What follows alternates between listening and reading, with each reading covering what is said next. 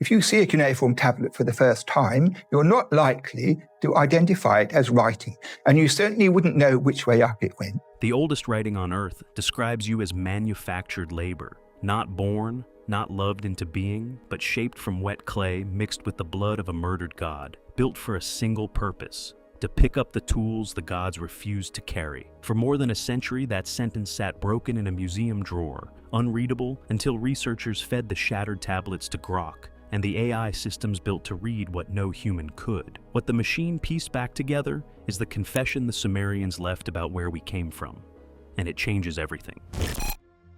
The tablets nobody could read. After much trial and error, cuneiform script was finally deciphered in the Victorian era.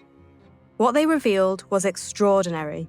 To understand why this matters, you have to understand what these tablets are. Thousands of years ago, while most of the world was still passing everything down by memory, the people of southern Mesopotamia were pressing their words into wet clay with a cut reed, wedge-shaped marks, cuneiform. It is the most durable writing ever invented, and that is not an exaggeration. Fire that destroys paper only bakes clay harder, so the words survived intact. The problem was never the clay. The problem was us. Cuneiform does not behave like an alphabet. A single sign can carry completely different meanings depending on where it sits, and there are no fixed spellings. And most of the tablets did not come to us whole. They came in pieces, tens of thousands of them, scooped out of the ground in the 1800s and dropped into museum drawers in London and Berlin and Baghdad, where a great many of them have simply sat, unread, for over a century. The words were never truly lost. They were scattered. Somewhere in a museum drawer sits the top half of a sentence. Hundreds of miles away, in a different country, in a different building, in a different drawer, sits the bottom half. No human being alive had ever seen the two halves side by side. For 150 years, matching those fragments was slow, painful, hand and eye work, and the experts who could do it at all could be counted on your fingers. Whole stories stayed broken because nobody could find the other half. And then the machines arrived. What the machine actually did. They've been translated, and they tell exciting stories about how gods intermingled with human beings and actually had a hand in the creation of human beings. This is the part the headlines get wrong, so here's what really happened, because the truth is stranger than the invention. At a university in Munich, a scholar named Enrique Jimenez and his team started photographing every surviving Babylonian tablet they could reach. Not a few, every one. They built a digital library, fed it more than 22,000 fragments, and turned an algorithm loose on the pile with one job: find the pieces that belong together. It compares every fragment against every other fragment, hunting for the ones that were snapped off the same tablet thousands of years ago and scattered to opposite ends of the earth. They called the tool the fragmentarium, and it did in months what people had failed to do in lifetimes. In roughly 150 years, the entire field of Assyriology had joined about 5,000 loose fragments to known texts. In 5 years, this system added another 1,500, and it is still accelerating. It found new lines of the Epic of Gilgamesh, the oldest story humanity has. And in 2025, working with scholars in Baghdad, it stitched a lost song back into existence. A 250-line hymn to the city of Babylon that had been shattered and scattered for 3,000 years. A poem children once memorized in Babylonian schoolrooms, gone for millennia, suddenly readable again. So, the AI did not invent a secret history, and it did not translate a hidden alien language. It did something quieter and stranger. It handed us back the missing halves of sentences the Sumerians wrote with their own hands. And once you can read those sentences, from beginning to end, without the gaps, a picture comes into focus that later religion softened and time nearly erased. Before that picture sharpens, take 1 second and hit subscribe and the bell, because what comes next is the part people argue about at 3 in the morning. Why the gods made us. The passage that explains why we exist was one the machine rejoined and read whole. It says this: "In the beginning, the work of the world was done by the gods themselves. The lesser gods dug the rivers and the canals. They hauled the earth. They carried the baskets. They dug the great waterways and the channels that fed them, load after load, with no end in sight. And after what the tablets describe as a very long time, they broke. They put down their tools, surrounded the house of the chief god in the night, and refused to dig one more day. A solution was proposed: not freedom, a replacement. The wise god, called Enki by the Sumerians and Ea by the Babylonians, stood up with an answer. Let a substitute be made. Let something be created to carry the load so the gods can rest. To make that substitute, the mother goddess took clay, ordinary clay, and into it she mixed the flesh and blood of a god who had been slain for exactly this purpose. Clay for the body, the blood of a god for the spark. Out of that mixture, the tablets say, she shaped the first human beings. One detail in that recipe most retellings quietly drop.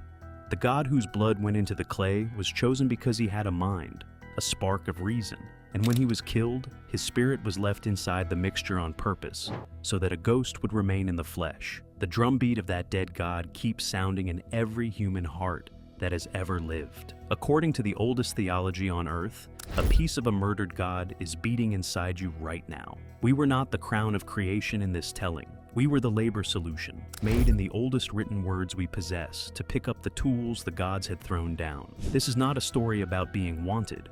It is a story about being manufactured for a reason. The man who said no to forever. The story of Adapa survived only in scattered fragments too, matched back together by the same AI. Whole again, it reads like this. His name was Adapa, and he was not like the others. Where the first humans were made to labor, he was made with something extra: wisdom. The texts describe him as a sage, given understanding by Enki himself, able to think and reason and speak in a way the others could not. That wisdom got him summoned upstairs. Adapa was called before Anu, the god of the sky, into the court of the heavens, a place no ordinary person was ever meant to stand. When he arrived, they set food and drink in front of him, the bread of life, the water of life, immortality, offered on a plate to a human being. But before he ever left home, Enki had warned him, whatever they offer you up there, do not eat, do not drink. Adapa obeyed his maker. He stood in front of eternal life and refused it. He pushed it away, and the tablets are quietly devastating about the cost. The one chance for a human to escape death slipped through his fingers, and the door closed, not just on him, but on all of us standing behind him. The question the ancient scribes wanted you to ask is this: was Adapa tricked? Did his creator save him? Or did his creator make sure he stayed mortal, stayed in his place, stayed manageable? The answer gets much bigger. The quarrel among the gods. The tablets describe a disagreement at the very top, and it is the engine of everything that follows. On one side stands Enki, the god of wisdom and fresh water, the one who made us and who seems again and again to be on our side. On the other side stands Enlil, the god of wind and storm, the lord of order, the one who runs the house. These two do not want the same thing for us. Enki keeps giving humanity more knowledge, more skill, more capability. Enlil watches the humans multiply and spread and grow loud and clever, and Enlil does not see progress. He sees a problem getting out of hand. Cities are rising, the fields are full, the noise of a thriving species carries all the way up to the gods, and to Enlil, that noise sounds like a mistake getting louder. He sees something built for a purpose that is starting to forget its purpose. One power wants us to grow, the other wants us contained, and when the containment finally comes, it does not arrive as a rule or a punishment. It arrives as water. The flood they almost erased. This is the oldest flood story on Earth, rebuilt by the AI from the broken manuscript of Atrahasis, fragments no one could join by hand. Read whole, the account is merciless. Enlil loses his patience with humanity. First he sends plague, then drought, then famine. And every time, Enki quietly undoes it, whispering to his people how to survive, until Enlil decides to end the argument for good, with a flood meant to wash every human being off the face of the world. Then comes the detail that raises the hair on your arms. The gods swear an oath. They agree to tell no one. Humanity is to be wiped out without warning, in silence. Except, Enki cannot do it. He goes to one man, a man the Sumerians called Ziusudra and the Babylonians called Atrahasis, and rather than break his oath outright, he speaks his warning to a wall of reeds, knowing the man is listening on the other side. Tear down your house, he says, build a boat. A great flood is coming to erase everything that breathes, and the man builds. The rains come, the rivers rise, the land disappears under the water, exactly as promised. But because one god refused to keep the secret, a handful of people float above the drowning world. And humanity does not end. The part that lingers comes after. When the flood finally hits, the tablets say even the gods are terrified of what they set loose. They cower. The mother goddess who shaped us from clay weeps because she watches her own children fill the water like dead fish, and she cannot take it back. The ones who ordered the erasing do not stand over it in triumph. They flinch from it. Even the makers cannot bear the sight of the thing they decided to do. If the story sounds familiar, it should. It was pressed into clay in Mesopotamia long before it was written down anywhere else. The boat, the warning, the flood, the survivors. We have had the older draft in our hands the whole time. We just could not read all of it until the machine finished the page. What actually changed? So, bring it back to the researchers and the machine. When people say AI decoded the Sumerian tablets and everything changed, this is what genuinely changed. Not aliens, not a secret master race. A story we only ever had in fragments is finally becoming whole. A civilization 4,000 years dead is finishing its own sentences, and the sentences are these: that we were made, not born, that we were made to work, that one of the powers that made us wanted to keep us small, and another kept slipping us the knowledge and the warning we needed to survive. Every one of those lines is readable today for a single reason. The machine put the broken halves back together. What looked for 100 years like scattered rubble turned out to be one long message, and the machine is still adding pieces to it, week after week. We are only a fraction of the way through. Most of these tablets have still never been read by anyone, in any language, in the entire history of the world. They are sitting in the dark right now, holding the rest of the sentence. So here is what I want from you. The tablets give us two gods, one who wanted us kept in our place, and one who kept handing us the knowledge to climb out of it. Tell me in the comments which one you think is still winning today.